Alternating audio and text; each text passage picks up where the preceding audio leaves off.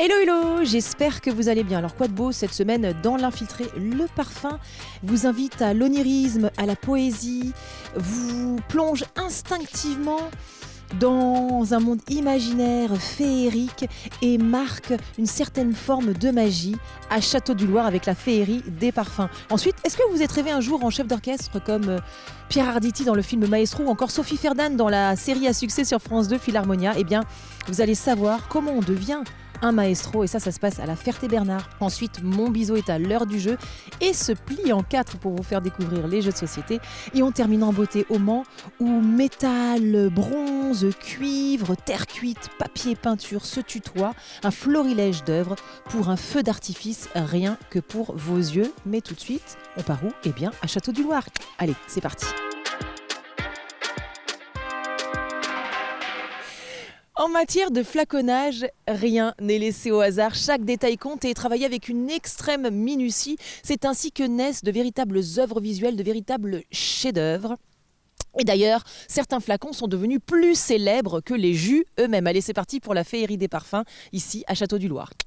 Eh bien, je viens de retrouver Jacques Corvézier. Bonjour Jacques, ça va bien? Bonjour Amanda, ça va très bien, merci. Oh bah nous, on est ravis de vous retrouver, évidemment, la bonne année. Bon, même si on arrive à la fin du mois, je suis encore dans les clous. Oui, c'est encore bon, là, jusqu'au 31, il n'y a aucun problème. Alors Jacques, on est dans votre merveilleuse féerie des parfums. Qu'est-ce que vous nous avez réservé de beau cette année? Combien y a-t-il d'exposants? Il y a exactement 18 exposants. Compte tenu de la situation actuelle, certains n'ont pas pu venir. Ah bah, ils ont été bloqués par les camions. Tout à fait, voilà. Surtout les tracteurs, je crois. Et puis là, c'est quand même la 20e édition.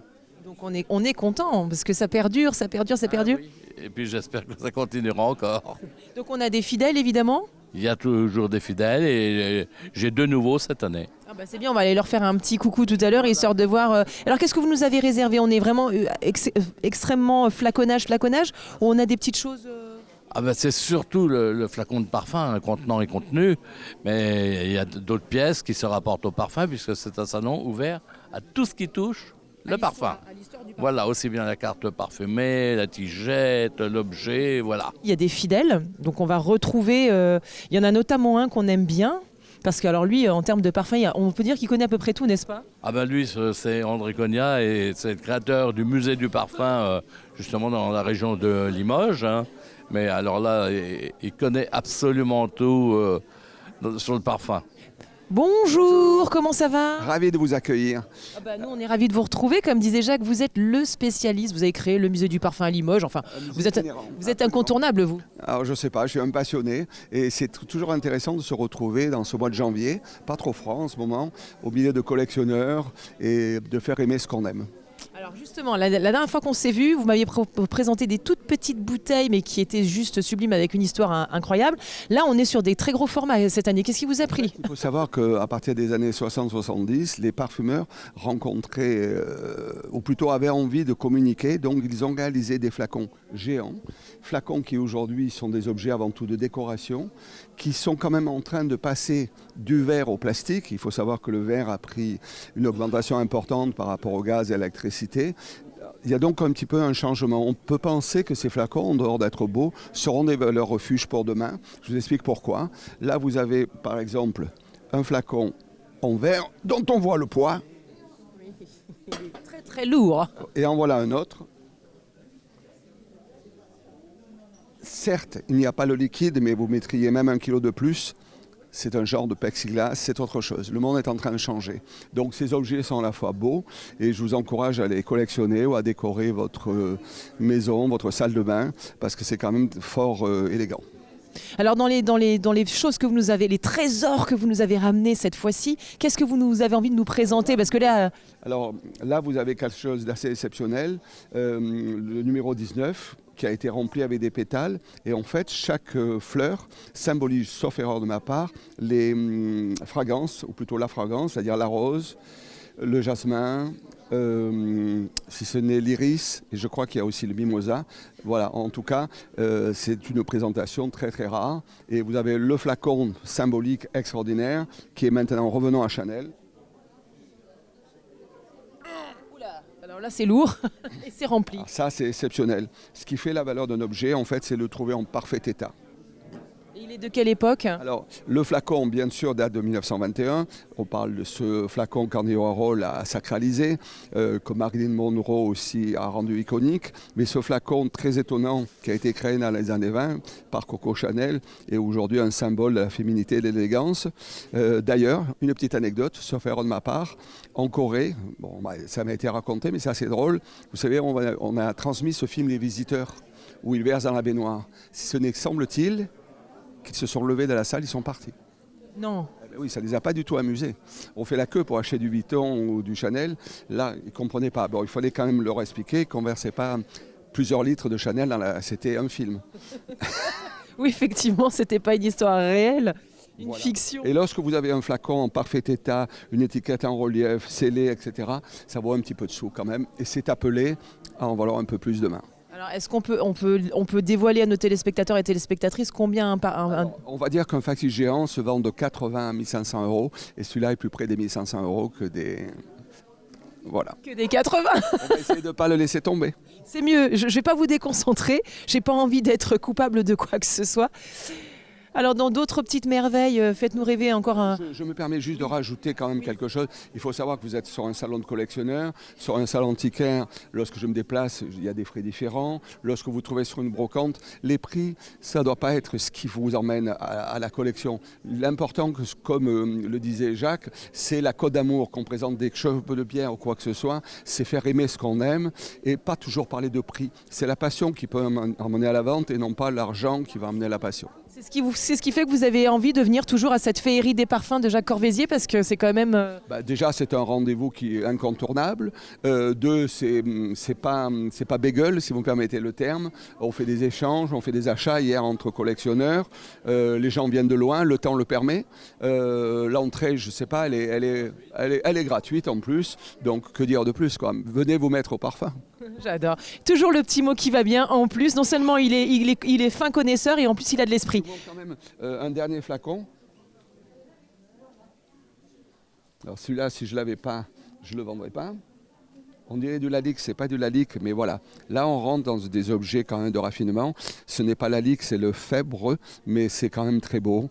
Et il faut savoir qu'un flacon lalique aujourd'hui peut valoir de 200 à 100 000 euros. Ah oui, effectivement. Je pense que je vais repartir avec le flacon. Je vais le substituer. Merci. Merci beaucoup. Bonjour, bonjour. Quel est votre petit nom à vous? André. Enchanté, André. Ça va bien? Très très bien, je vous remercie. Oui, puis on est là, c'est formidable, dans un beau salon qui est organisé merveilleusement par Monsieur Courvoisier. Donc voilà, on est là. Vous avez des pièces très intéressantes aussi, en tout cas très originales. Par exemple, je suis attirée par ces deux... C'est des toréadors? Ce sont... Oh, pardon. Cassez pas la binette. Oui. Ce sont effectivement des toréadors. Un Fabier en toréador, c'est de la marque Balmain. C'est assez rare, c'est des années 1930. Voilà. Et vous les avez depuis longtemps? Vous les avez chinés? Vous les avez... Oh, ça fait une trentaine d'années qu'on collectionne et tout. Donc oui, ça fait un moment, oui. Et alors, donc, ces deux objets, par exemple, c'est le fait que ce soit des toréadors, comme vous trouvez ça original, ça vous a plu, ou c'est parce que vous saviez que c'était Balmain et que c'est une édition particulière? Je dirais que bon, Balmain c'est très très bien, mais le fait qu'il soit habillé en toréador, c'est beau, c'est bien, c'est voilà, c'est surtout je dirais que c'est le fait qu'il soit habillé en toréador, cela, ces deux pièces là. Et alors ces pièces-là aussi sont assez originales parce que pour le coup, on dirait des statuettes, sauf que ce sont aussi des bouteilles de parfum. Oui, ce sont des flacons, ça figure des statuettes des années de Louis-Philippe, donc 1840 environ. Voilà, ce sont des flacons de parfum qui sont très rares d'ailleurs, on en voit très très peu. Et là aussi, ça fait une trentaine d'années qu'ils sont là. Et puis bon, il faut se débarrasser un petit peu de la maison, il faut qu'elle soit un peu plus grande, un peu plus... Voilà. En tout cas, ils sont originaux, puis c'est donc le petit chapeau qui sert de bouchon. Vous avez le petit bouchon derrière en métal qui se dévisse et tout, et puis les gens mettaient le flacon et ces dames prenaient qu'avec une seule goutte de parfum pour se mettre. Ça leur suffit. Le parfum ça coûte cher et en même temps il ne faut pas en mettre de trop, sinon ça peut être vite entêtant. Bien écoutez, merci en tout cas et bravo parce que c'est très très joli. Alors Jacques, on a parlé des petits nouveaux, on va peut-être aller en voir un, non? On va peut-être aller en voir un. Allez, Il est juste dans l'entrée là-bas. C'est parfait, je vous Allons-y. suis Jacques. Bonjour, comment vous appelez-vous? Ça va, Vous allez bien? je vais bien. Vous venez d'où? Montrichard, Loir-et-Cher, Formidable. Et alors donc du coup vous êtes collectionneur depuis combien de temps vous? depuis 1980. Ah oui, Donc ça commence à faire. Vous avez combien de bouteilles au global? Aujourd'hui, ici, sur le salon, 240. Oui. Et sinon? Et sinon, 1000, 2000. Ah oui, quand même. Et alors donc, du coup, c'est... Une collection de vieux pots, de crème, de tout ce qu'on veut. Ok, et qui se monte à?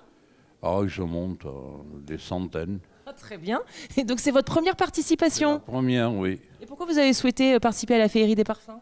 Ben, parce que c'était l'occasion de commencer à déstocker. D'accord. Et alors, est-ce qu'il y a une pièce en particulier aujourd'hui que vous présentez, que vous aimez ou que vous... Voilà. Ben, on a la première édition de Champagne.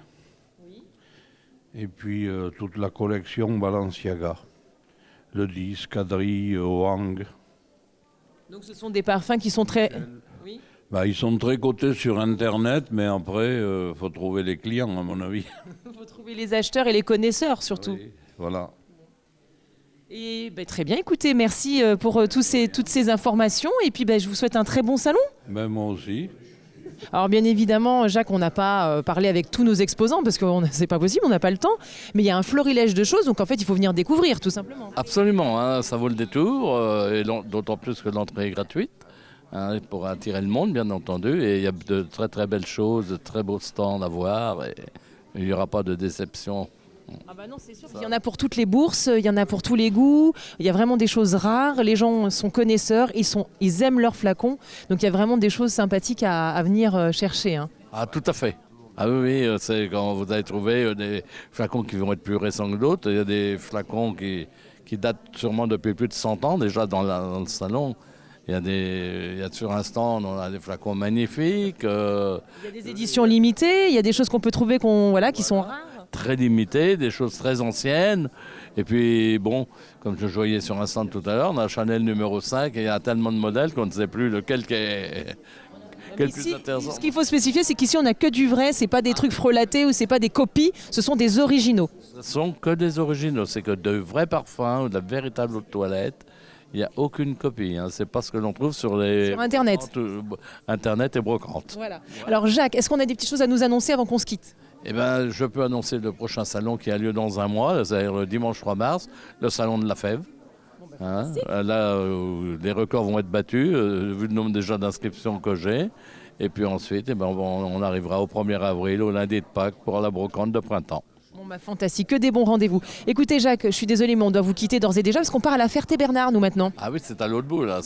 Oui, c'est à la route. C'est à l'opposé. Oui, je vous remercie beaucoup. C'est nous qui vous remercions. Merci pour votre gentillesse, votre sourire. Et nous, on file. D'accord.